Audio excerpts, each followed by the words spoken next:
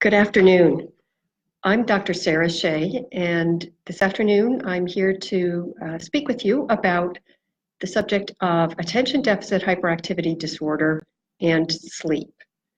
Behind me you'll see that I have a slide set, and I will be using some slides, and as I'm talking to you, I'm going to do a presentation about the subject, and then we're going to have an opportunity to address questions you might have. So if you come up with a question, it's fine to go ahead and type it in, but we'll save that to the end to go through. Let me tell you a little bit about myself. I am a professor here in Halifax, Nova Scotia at Dalhousie University, and I work in the Division of Developmental Pediatrics as part of our Department of Pediatrics. For more than 30 years, I've been working with children and youth and families who have different types of concerns that affect development or behavior. Children with ADHD, either by itself or with other conditions, are a big part of my practice. And certainly I've had a lot of experience working with families around sleep issues. And I know how important this subject is and how common this issue is for all of us. I want to just indicate a few disclosures. This is not going to be a conversation about medication, but I appreciate that you may have questions about medications later. If we do talk about medications, I am deliberately going to keep our conversation general, but do want people to understand that in years gone by, I have given talks that have been part of continuing medical education talks, but they are funded at arm's length by some pharmaceutical companies, so the folks who make medications, and that in the somewhat distant past now, I had done some research that was funded by one of the pharmaceutical companies, not about something relevant for ADHD, but also that part of what we will be talking about today is a research project with which I am involved. I don't receive any personal funding with respect to that research. The research project that I will talk a little bit about later on is known as Better Nights, Better Days for Children with Neurodevelopmental Disorders. Neurodevelopmental disorders include things like attention deficit hyperactivity disorder. And this is a project that is, is funded through the Kids Brain Health Network. But as you see at the bottom, there are a number of universities and hospitals that are also part of this network supporting the research. So the goals I have for today's presentation are mainly about sharing information about what is a very common topic and a very important topic, as we'll discuss, but to also share information about the research project that will be going live in the not too distant future, and let people know that there is an opportunity to participate if it is of interest to you. So sleep. I teach a lot, and I often say to the students with whom I work, we can learn whatever we want about health, but at the very core of health for every single individual, regardless of age or any other condition, we've got the big three. We've got to have good nutrition, got to get some exercise, and we need to have good sleep. And there isn't anybody watching who won't agree that if you don't have good sleep, life just is not the same. And we know that sleep is absolutely critical for health. It allows us to function, it allows all of our organ systems to regroup, and it allows our brain to consolidate information. So good sleep supports all types of function and learning. And sleep's an absolutely fascinating thing. We've learned more and more about it over the years, and just very generally, I'm just going to describe a little bit about sleep for those who might not be familiar with some of its details. But I'd also mention that some of the other webinar presentations that are available through this Facebook Live system have talked in more depth about the science of sleep. So if it is of interest to you, you might want to watch one of those as well. But very generally, our sleep divides itself into two types. And there's what's known as the rapid eye movement phase, which is about a quarter of the time we're asleep. And then there's all the rest of it. And the rest of it, which people call non-rapid eye movement sleep, goes through cycles. So every night as we fall asleep, or hopefully fall asleep, our brains are taking us through cycles of sleep. And in fact, if you look very closely, we all almost wake up, or sometimes even completely wake up, several times every night. And this is true for children. The cycling and the consolidation of sleep does shift a little bit as we evolve from very early babies in through infancy. But the fact is, we all have these sleep cycles. We all have phases of so-called deep sleep and these phases of very light sleep. And when we sleep and how long we sleep is under some different types of controls that are part of us. And one of them is what's known as the circadian clock. So the nighttime, daytime clock that basically drives us to be more likely to be asleep during part of the day and awake during the other part.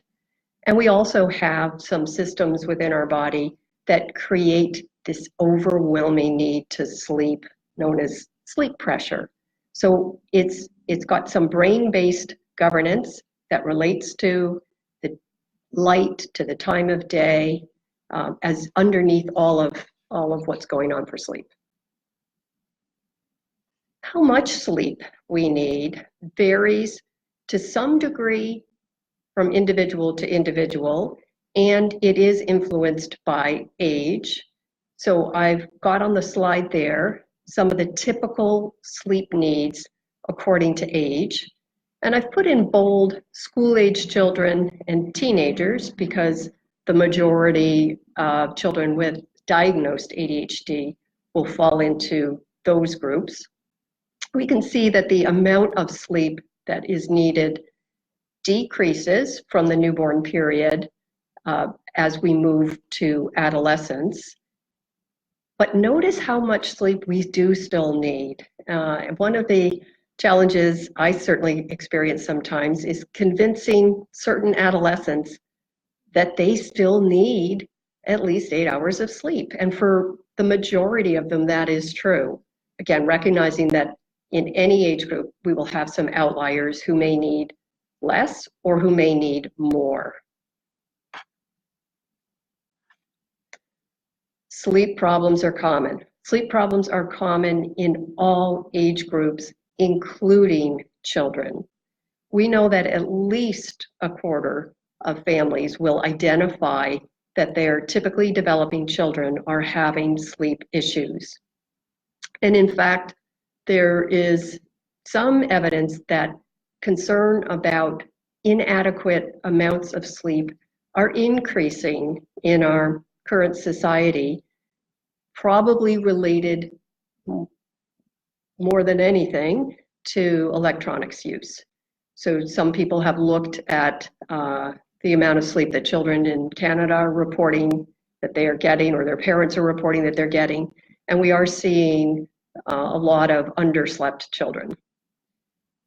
If we then look at children with diagnosed ADHD, the number goes up hugely, so that probably as 70% of kids with ADHD are encountering sleep problems, which is really a huge number of children because we're talking about a common disorder and then a lot of them having sleep issues.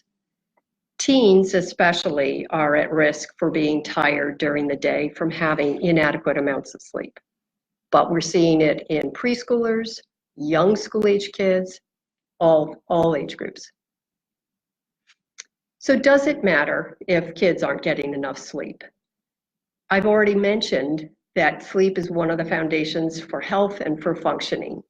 And we know from research as well as from so many people's personal experience that the kids who are not getting enough sleep are not thriving.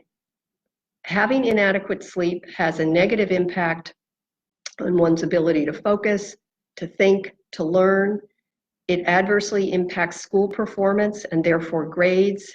And especially vulnerable are those components of attention and memory. If we think about the child with ADHD, those are already areas of vulnerability. We also know that children who don't get enough sleep have more problems with their mood and their social function and their behavior. To be tired in many cases is to be grumpy, and for some people to be tired is to be sad. And this has a lot of repercussions for children with respect to how they're getting along with their peers, with their family, even how they're seeing themselves. There are physical implications as well of not getting enough sleep. Sleep is important for our immune system, and children who are chronically underslept are at risk for infections, coming down with things. There's also an association with inadequate sleep and obesity. There are safety implications. Individuals who don't get enough sleep are at higher risk for accidents or non-intentional injuries. And there are long-term health implications. It's very stressful on the body to have insufficient sleep. So it really does matter. ADHD, absolutely common. You get a debate about how common it is. Conservative estimates might say 2.5%. Some more extreme, in my opinion, estimates are as high as 10%. I've put 5% as a way of maybe averaging that. ADHD has a strong genetic basis. It runs in some families. It is a reflection of differences in how a brain is functioning. And the reason I comment on that is that sleep, as we've already talked about, is one of the ways that the brain is functioning. So we sometimes see an overlap in that brain function difference. And another important thing when we look at ADHD and sleep is to recognize that ADHD often comes with other conditions that may themselves influence sleep. So children with ADHD as a group are more likely to have difficulties with other aspects of learning. Some have differences in certain types of behavior, and especially that tendency in a subgroup of them to have what we call oppositional behavior, or not wanting to do what the adults would like them to do. And there is a higher rate of mental health issues, such as mood issues or anxiety. And any of those can influence sleep. We have here the proverbial chicken and the egg, and that's there to represent the interrelationship between sleep problems and ADHD. Before ADHD is diagnosed in an individual, in fact, sometimes this chicken or egg discussion happens. We could picture a 6-year-old, perhaps, who's been noted at school to have difficulty with focus, perhaps some impulse control and hyperactivity. Family also seeing some similar issues. And part of the story is that this child is having trouble getting to sleep, or maybe is having a lot of nighttime behavior, waking, that sort of thing. And one of the questions that comes up is, well, is this child having these focus issues and these other challenges during the day because they're not getting enough sleep? So is it sleep the issue that needs to be addressed and the rest of it will be fine? Or is this a child with ADHD, and as with many children with ADHD, they've got the sleep issues? And the fact is, in many cases, it's both. We have a sleep issue that is aggravating symptoms. Those symptoms fit within a picture of ADHD for the individual. But we need to recognize that in some cases, it's the sleep problem rather than ADHD. So in that case, we can answer the chicken or the egg question. And in other cases, it can be very clear that there's ADHD underlying everything else. But it is complicated because they do aggravate one another and often come together. So what types of sleep problems are most common in children with ADHD? Far and away, the number one problem is trouble falling asleep. There are different contributors to that problem, and there are other types of sleep concern that we find in children with ADHD. So what are they? Bedtime resistance. I don't want to go to bed. That is certainly a common finding in some children with ADHD. Some children with ADHD have what's called sleep onset delay. That's a time difference in when they're feeling that sleep pressure, that need to go to sleep.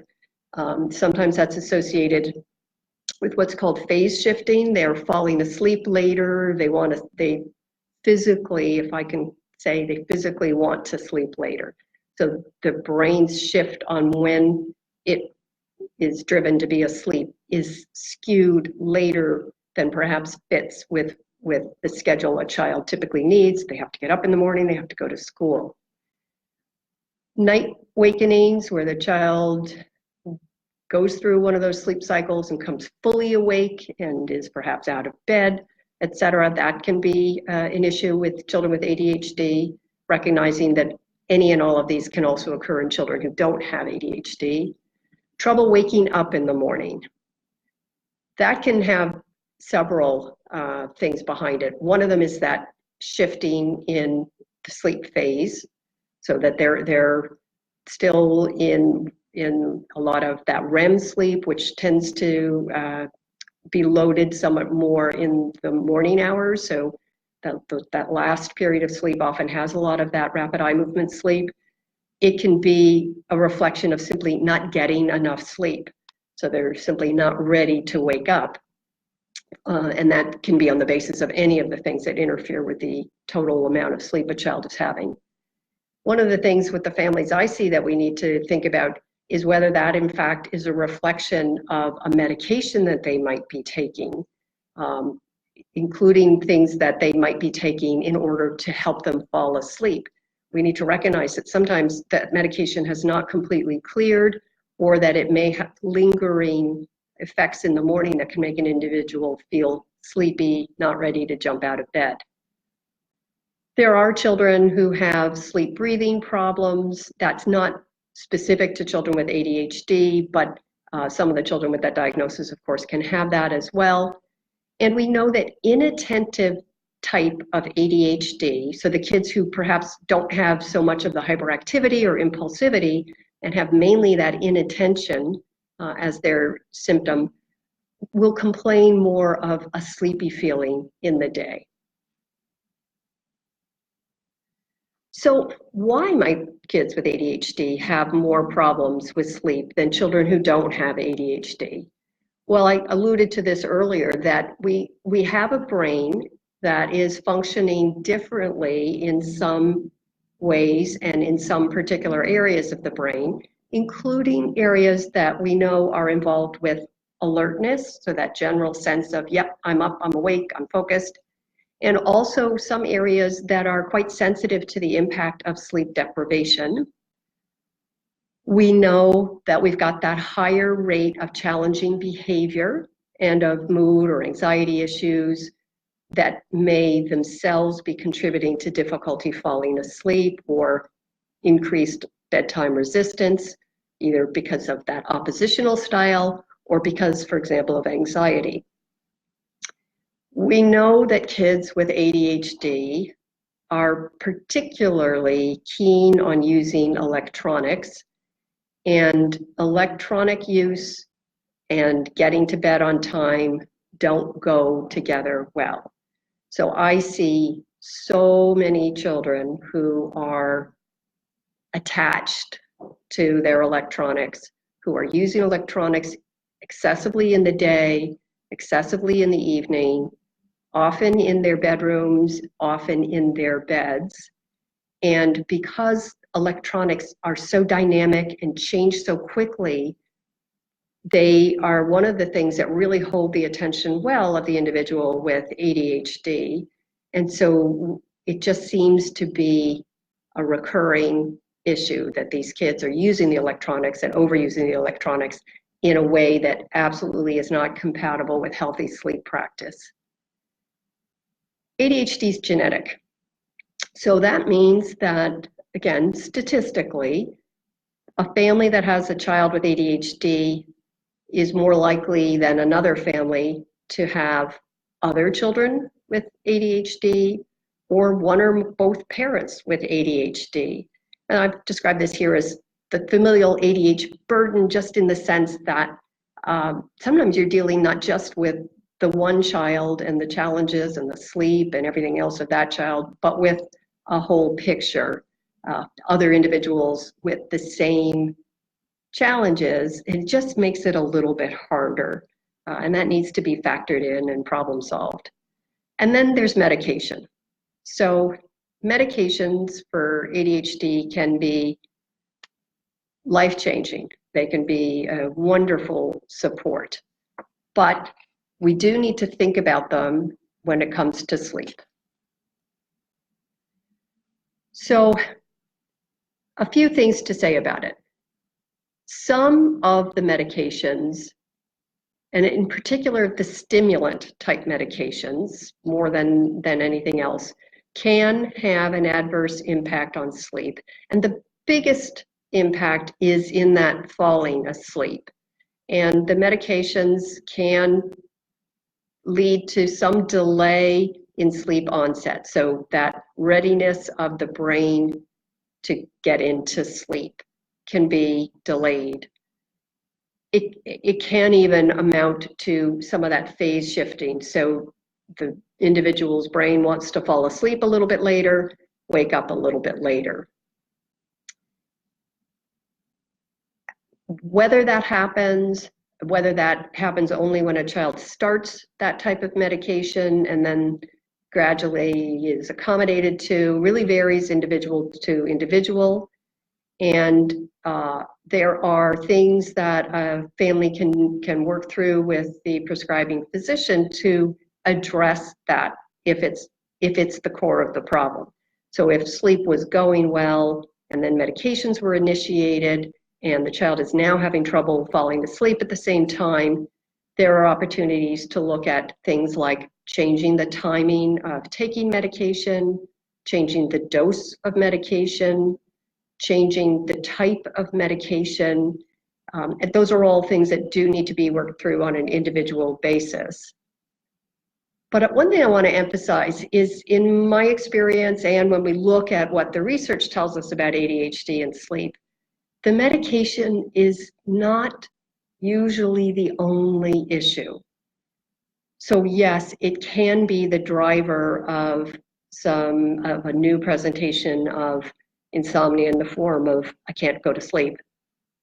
But when we look carefully, we often see that there have been other issues about sleep that it may be aggravating or intersecting with, but that it's important to look not just at medication in attempting to solve sleep problems in this population. And I wanted to particularly talk about sleep promoting medications, because just as I'm saying that it's not usually only the medication that's the issue, that means that we need to think more broadly about solving the problem than just looking at medications. And in saying that, I want to acknowledge that I do often talk with families about some options that they might consider to promote sleep for their child if they're struggling. But my hope is that that's not going to be done in isolation, because we know that there is benefit from looking at other strategies to support sleep. And what am I talking about? The first thing is understanding sleep, understanding what it is, why we need it, how much we need. That helps parents, that helps kids.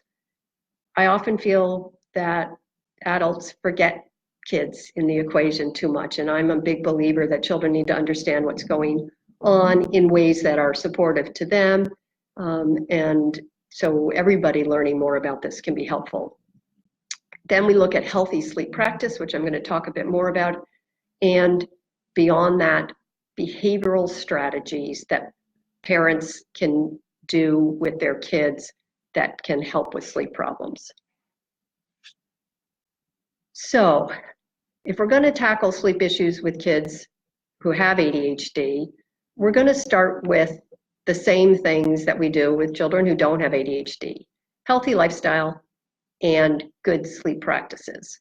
So healthy lifestyle I alluded to earlier in terms of exercise and good nutrition, well-timed. Why does exercise matter? Because we know that children, or adults for that matter, who get exercise that's enough to get the heart rate up, ideally for at least 30 minutes in the course of the day, sleep better. You shouldn't be doing that right before you're trying to go to sleep, but if you can do it earlier in the day, it does help the quality and the timing of sleep. And that kids need to be having good nutrition. We don't want kids who are genuinely hungry at night so that that's interfering with their sleep. Many people don't do well if they have a huge meal just before they go to sleep. So it's using what our grandmothers would say is some common sense about nutrition, and that's important. What else? Anybody, adult or child, going to sleep is going to have more success falling asleep if they're not stressed out, if they're not anxious, if they're not racked with guilt and remorse, if they're not worried about the terrible day they've had at school and the one that's going to be terrible tomorrow. They're not worried about their relationships. So part of making sure people can sleep well is to look at how are they doing in the daytime. Are they happy? Are they supported where they need supports? And this population of kids with ADHD, because they're at higher risk to have some of the other conditions, especially need that thought through. Do they have the right supports in school? Are they having positive experiences with people? Everybody benefits from routines around sleep, and critical to successful sleep is getting to bed at a similar time every night. And the thing that so many people either don't know about or try to ignore, getting up at around the same time. That's what actually promotes that regular, predictable sleep. It can be a vicious cycle. The individual who's not getting enough sleep during the week, and this includes school children, who by the end of the week have underslept night after night, they may want to do a sleep in on the weekend. And they will sleep in on the weekend often if you leave them to do so. The problem is that's not getting that biologic clock set for the rhythmic, predictable, regular sleep schedule for the week. It's not, in fact, going to meet the needs of the individual to have enough sleep. You can't make it all up on the weekend. So having the bedtime, having the getting up time are in fact important. And I recognize in saying that that can be hard because parents also want a little bit of a sleep in on the weekend. And sometimes looking at a child sleep problem means that a parent needs to look at his or her own sleep. Are they getting enough? Are they having healthy sleep practices? Because families often need to look at this as a unit. You need to look at your sleep environment, and this is true for kids as well. We know that most people need a room that is good and dark. So sometimes you need to change the sleep environment, get blackout curtains, for example. Most people benefit from a room that's cool. So better to have the air that's being breathed cool and put on an extra blanket rather than keeping the room warm. You need to look at what the noise environment is, that the bed is comfortable. I know that sounds obvious, but sometimes we don't think about our kids' beds quite as much as we might think about our own. Everybody benefits from a calm down routine before sleep. And these are adults listening, I assume, for the most part anyway, and you know that for yourself. It's even more critical for children to have something that gradually helps the body and the brain move from being wide awake and busy to settled and ready to sleep. So parents can work with kids on that, especially with younger kids, and recognize that they need to have time to do that. I see lots of families that are busy, and either the child that we're trying to problem solve with or his brother or sister has hockey that takes them till 10 o'clock at night, and then they're rushing home, and all of these things contribute to having a sleep practice that's not going to ultimately be a healthy one. Again, there's going to be some variability in families' choices around this, but ideally we'd like children to be able to fall asleep by themselves, not needing a parent or other individual with them, because if they have that kind of sleep association, that means that they're going to want that typically all night, and we often have night waking issues if that situation isn't still there. And I think I've already started what I often launch into, which is the tirade about electronics before bed. So I won't go there, except to say that it is overwhelming to me as a pediatrician to look at how that electronic use has taken over our children and our parents. And it is a very real concern. And I also recognize how hard it can be to walk back from a position where kids have been accessing electronics too much, and how challenging that is for parents. But I have to say how critical it is for parents to do that. So I'm part of the group that is taking part in this Better Nights, Better Days for Children with Neurodevelopmental Disorders project. And it is a project funded, as I said, through the Kids Brain Health Network. And I am going to talk a little bit about this because it shows us a possible pathway to addressing some of these issues.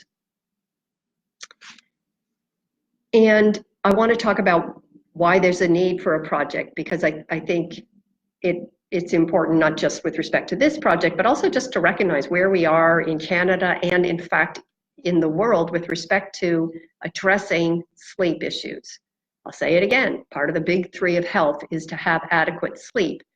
And yet, what we're finding is that so many people need help with sleep issues. And here I'm focusing on sleep issues of children. So we know we have a huge number of kids who have sleep issues. We know we have a lot of parents who want to help their kids get more sleep. And we know that it's really hard to access support. In parts of Canada, it is extremely difficult to find people with sleep expertise. It's very difficult to access through the publicly funded system, so the kind of support with enough follow through that can really help families effect changes when they need to. And so looking at ways that people can access a type of sleep management support has been behind the research that preceded our current part, which is to look at Better Nights, Better Days for kids with neurodevelopmental disorders. And there is a previous research project that I personally was not part of, which was the Better Nights, Better Days project, which was put together to help families address sleep problems in children who were typically developing. And this new project is taking that work, which has been shown to be a successful approach to addressing sleep problems, to see, can we look at it? Can we add the kind of information that we need for children with certain types of neurodevelopmental disorders? And can we demonstrate that it is successful for those children as well? The goal is to find ways, not just this way, but other ways for kids and families to have support for their sleep problems. For this particular study, the age group that's targeted is ages 4 to 10, and children with ADHD are one of the groups. There are 3 other groups: fetal alcohol spectrum disorder, cerebral palsy, autism spectrum disorder are the 3 other groups, and there have been or will be presentations about sleep and those particular issues also available through this Facebook Live series. The one for children with ADHD is similar to the others, and all of them are using a computer-based program that is accessed by parents across Canada, and it allows the parent to interact with the available material, to learn more, to look at what are priorities for their own family, and to have an individualized approach that matches what their needs are.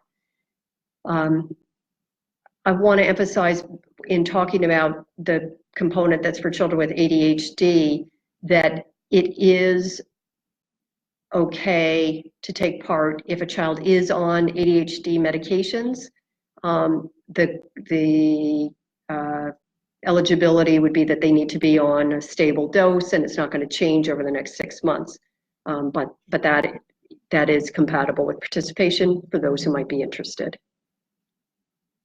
And in talking about what the program is, it takes us to, okay, what is it that works for addressing these issues? And I kind of talked about this a little bit before. It starts by learning about sleep, learning about how it's affecting the particular individual, learning about healthy sleep practices in more detail than I've perhaps provided here, looking at what type of behavioral strategies might work for that situation and work for that individual child, that family, looking at, how do you tailor this to fit the situation.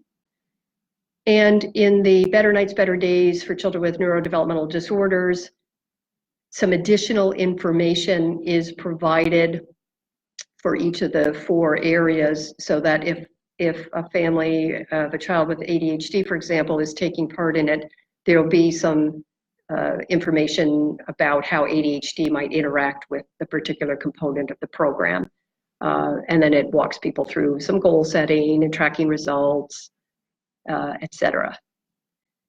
So I realize it's probably somewhat hard to actually read what's on this slide. It's a little bit of information about the study. More importantly, at the bottom is the website information where you might learn more about it if you're interested in participating. And here's some additional website information, but that you can link into that with the Facebook connection that has taken you to our conversation today. So at this point, we have an opportunity to have some questions. I'm going to flip back to that last slide because it seems to block the glare coming through a window here. And if there are any questions, I'd be happy to do my best to answer them.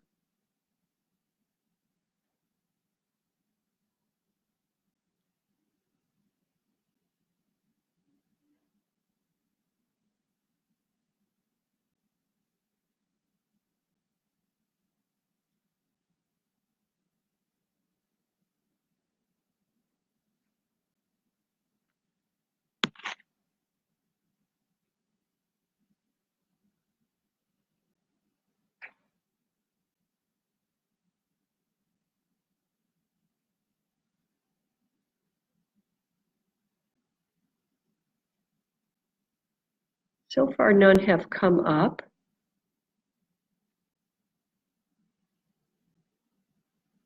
I'm not missing a question. Oh, sorry, maybe at the bottom. I have a couple of people here helping me, and let me see that question. Okay, sorry, a slight technical problem on my part. So the first question is, when I'm talking about electronics, am I including TV? Yes, yes, I am. TV, video gaming, cell phones, I am absolutely including all of those. I'm hypothesizing that a question that might be behind that is because I hear sometimes from families that have found that their child seems to fall asleep better if the TV is on. And it's always worth dissecting that a little bit. There are some children who seem to fall asleep better when they have some background noise. And in some cases, families have found that TV, low volume, tuned into a station that's not particularly interesting works as that background noise. And that's one scenario where it really is functioning more as background. But TV in which the child is actively engaged in watching is a problem, and it can keep kids awake longer than people want. Children with ADHD in particular are a group where considering having some background noise can be helpful. And my usual recommendation, if a family wants to explore that, is to try something inexpensive and often already available in a home, such as a non-oscillating fan, not blowing on the child, but providing a steady background noise. The reasons that can be helpful for some children is that having that background noise can muffle some of the quieter sounds that he or she may otherwise alert to. And the other thing is, if they get used to that sound, it can just be part of their positive sleep associations. So when they're hearing that sound, it's messaging their brain, let's get ready to sleep. So I find that's preferable. Some families will look at getting a white noise machine, or you can get white noise apps for a phone. Problem with a white noise app with a phone is that then there's a phone in the bedroom, and if at all possible, we'd like to avoid that. Is there another question? I'm not seeing another one. Okay.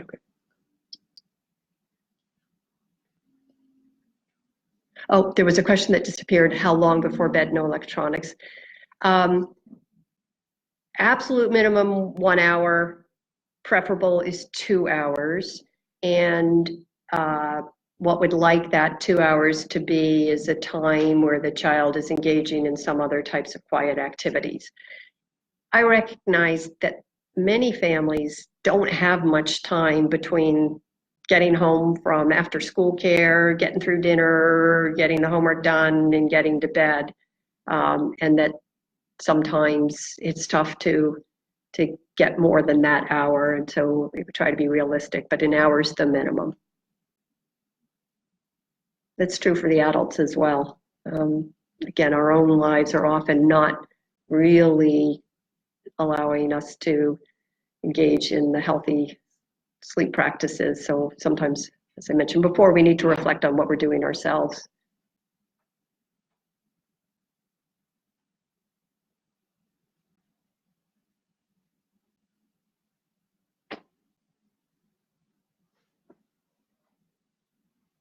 Are there any other?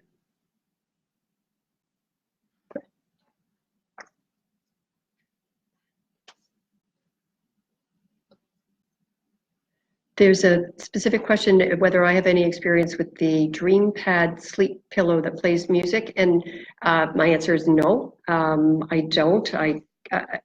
Similar to my comments before about background noise, I do have some families, some kids themselves who feel they sleep better with background music.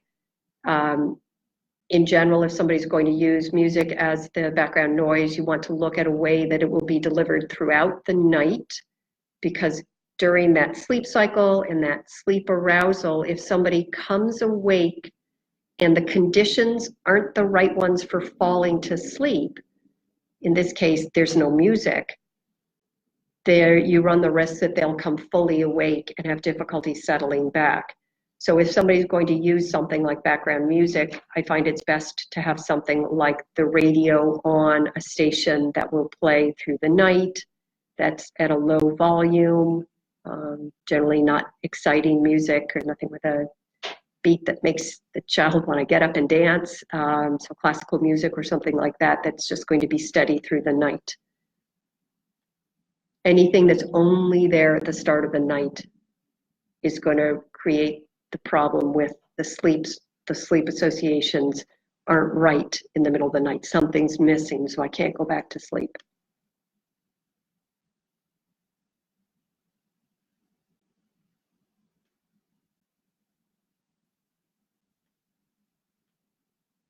Anything else? Nope. All right, well, thanks for listening, whether you're listening live now or looking at the recording. And I hope everybody has a great sleep tonight. Bye-bye.